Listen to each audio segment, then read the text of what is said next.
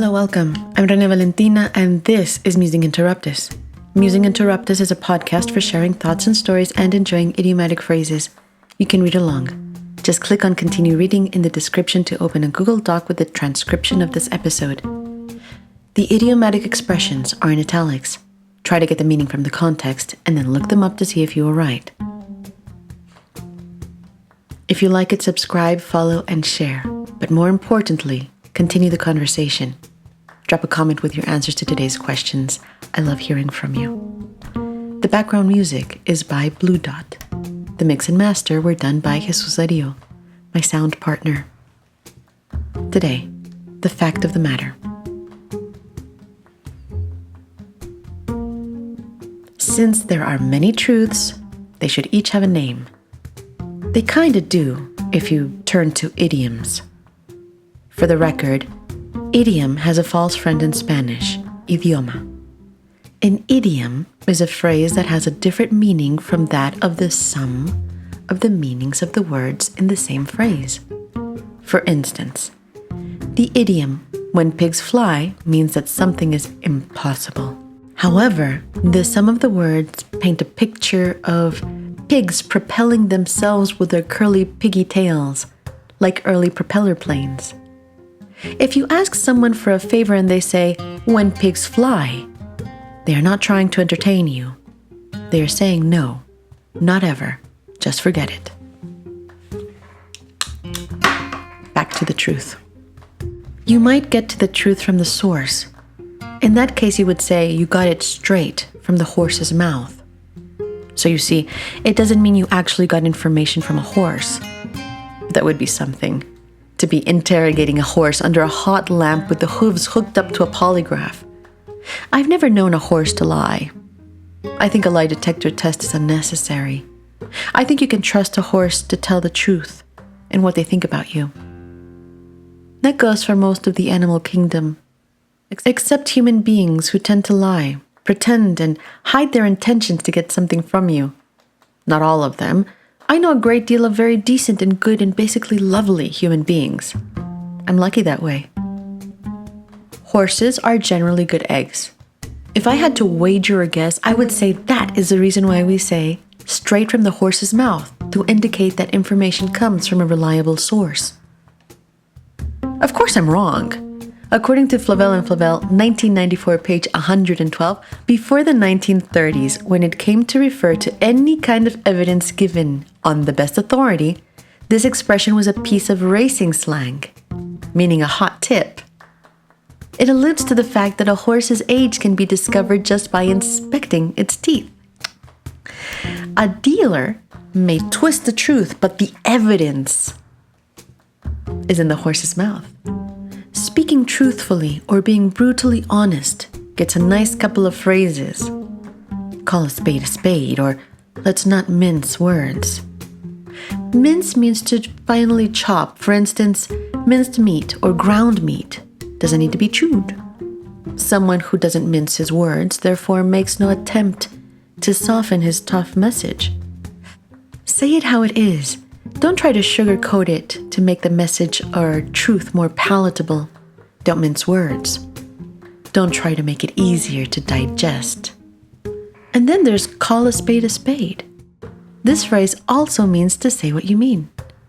The authors explain, pages 174 to 175, the ancient Greeks had a popular proverb for plain speaking, to call figs figs and a tub a tub. Plutarch quoted the expression in an episode of Sayings of Kings and Commanders. But when the scholar Erasmus drew upon the work in 1500 for his Adagia, a collection of Greek and Latin proverbs traced back to their origins, he substituted spade for tub. Erasmus's version stuck, and to call a spade has been in popular use ever since. That's ancient. How about that for truth? But the phrase I most like and rarely use is, as a matter of fact. The Cambridge Dictionary indicates its use in situations in which you would add information, as in, the director of Emilia Perez did not research the culture the story was immersed in, As a matter of fact, he said he knew enough. I have a lot of college students who have flunked out of my courses because they claim to know enough. As a matter of fact, those students in particular tend to be more interested in getting a diploma than actually learning.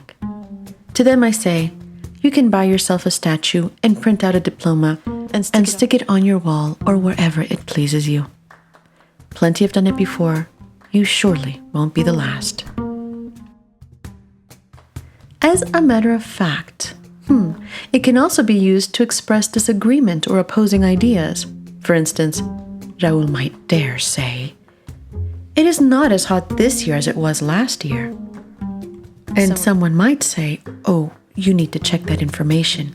As a matter of fact, it is hotter today than it was a year ago." The Cambridge Dictionary includes one more use for the phrase "as a matter of fact," as in actually. Remember, actually and actualmente are false friends. Actually means really, or in fact. The next example is a sensitive issue for me. The convenience store no longer carries my favorite ice cream. As a matter of fact, it hasn't sold my favorite ice cream for 2 years. This is a true story and a very sad one, especially considering the hot climate I live in. I attribute my sunny disposition and overall positive outlook in life to that ice cream.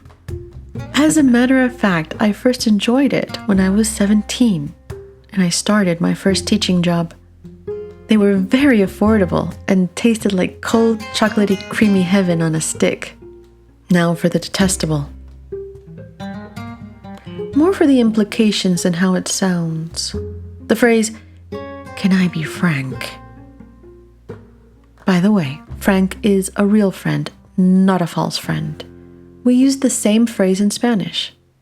If someone asks me this or says they are going to be frank, I really hope they mean Sinatra.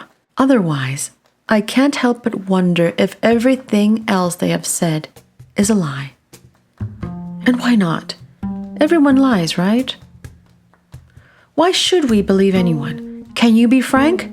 Fine, I'll be Gilda. Can you see my point? Does this make sense to you? The lessons of truth will never come to an end. I mentioned there are many names for truths. I meant to say ways to call truths, introduce it, or further create confidence in the source of truth. And policies of truth. Depeche Mode. Furthermore, there are many truths. Some are halved, others are perceived. I wonder if we ever get the whole truth and nothing but the truth. The truth can be complicated and probably does not exist in singularity. I would like to believe that we see portions of a whole, that we each keep a piece of the puzzle, and by learning from each other and scientists, we can manage to have a better grasp on reality. What do you think?